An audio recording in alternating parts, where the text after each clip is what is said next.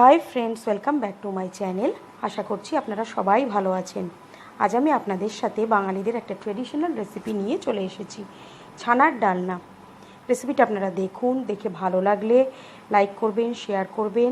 আর যারা first time আমার চ্যানেলটাকে ভিজিট করছেন তাদের অনেক অনেক অনুরোধ, আপনারা প্লিজ আমার চ্যানেলটাকে সাবস্ক্রাইব করে আমার পাশে থাকবেন। তাহলে চলুন রেসিপিটা দেখে নিই। আমি এখানে একটা প্লেটে 1.5 লিটার দুধের থেকে ছানা করে নিয়েছি। এবার এতে আমি সামান্য একটু 1 পিঞ্চ মতো হলুদ দেব,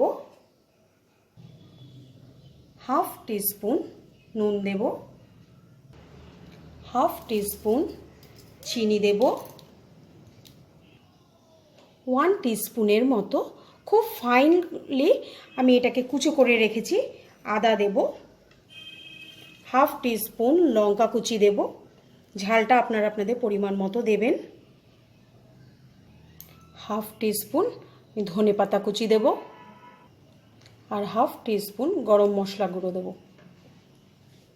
এবার এটাকে আমি খুব ভালো করে হাত দিয়ে চটকে মেখে নেব। হাতের তালু দিয়ে ভালো করে চটকে চটকে এটাকে প্রথমে আমাকে মাখতে হবে।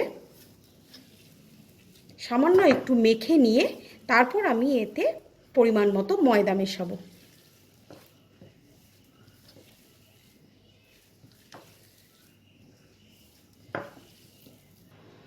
এবার এতে আমি 1 টেবিল স্পুন ময়দা মেশাবো।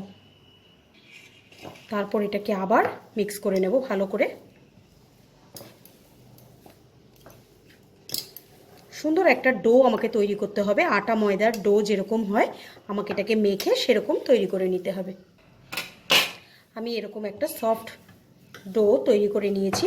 এটাকে খুব বেশি মাখবেন না, 10 মিনিটের মতোই হাত দিয়ে ডলে ডলে মেখে নিলে এরকম তৈরি হয়ে যাবে। এইবার এটা থেকে আমি ছোট ছোট কোপ্তার আকার গড়ে নেব। আপনারা আপনাদের মতো সাইজ করে নেবেন।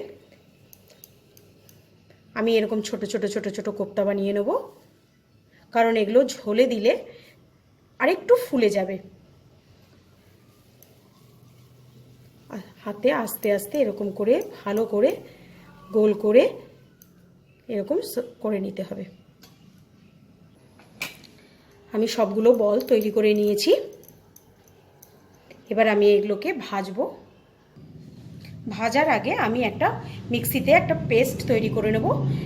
তার জন্য এখানে আমি 7-8টা কাঁচা লঙ্কা দিয়েছি, 1.5 ইঞ্চি মতো আদা কুচি নিয়েছি, আর একটা টমেটো কুচি নিয়েছি। এটা আমি একটা স্মুথ পেস্ট তৈরি করে নেব। আমি এখানে একটা কড়াইতে কিছুটা সাদা তেল গরম করে নিয়েছি। এবার আমি একটা বল দিয়ে দেখব যে আমার বলটা ফেটে যাচ্ছে কিনা।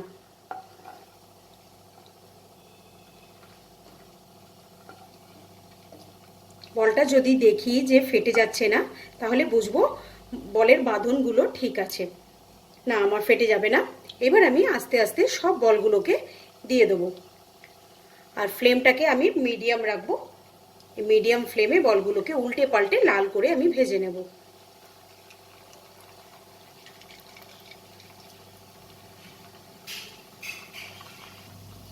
আমি দুবারে ভেজে নেব।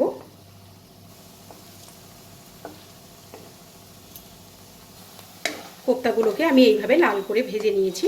এবার এগুলোকে আমি তুলে নেব।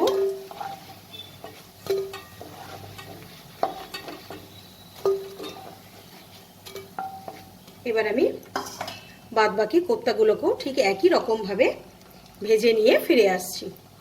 পনিরগুলো সব ভেজে নিয়েছি আমি।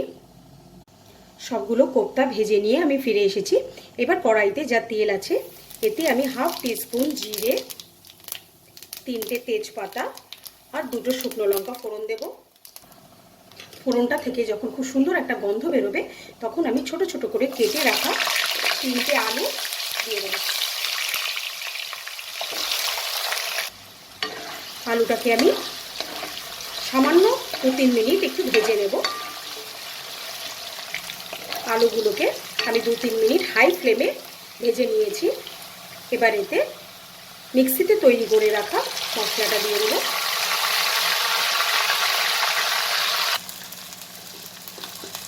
এতে পরিমাণ মতো হলুদ দেব, half teaspoon Kashmiri red chili powder, half teaspoon জিরে গুঁড়ো, হাফ টিস্পুন ধনে গুঁড়ো,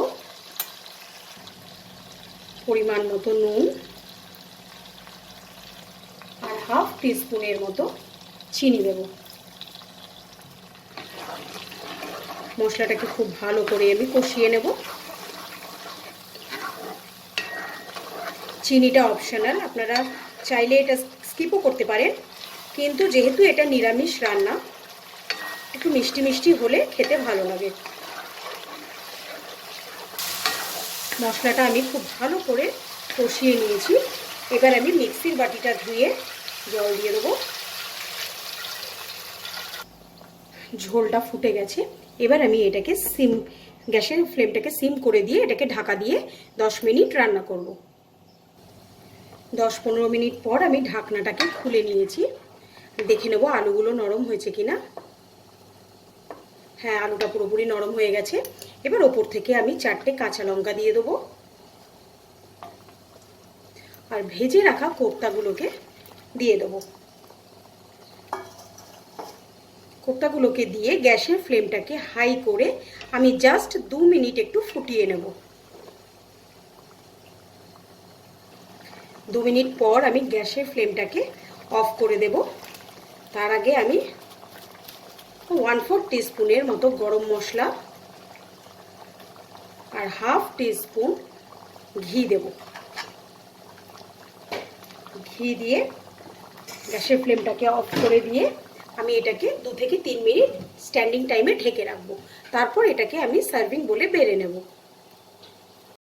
ছানার ডালনাটা আমার সার্ভিংয়ের জন্য একদম রেডি।